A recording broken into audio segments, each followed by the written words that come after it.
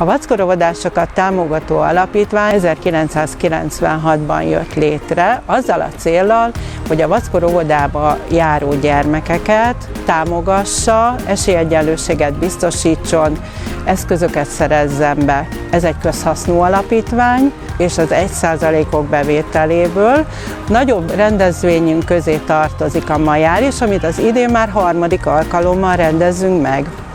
Az első alkalommal 1 millió forint értékben gyűlt össze adomány, ebből az óvodánk tornatermét újítottuk fel.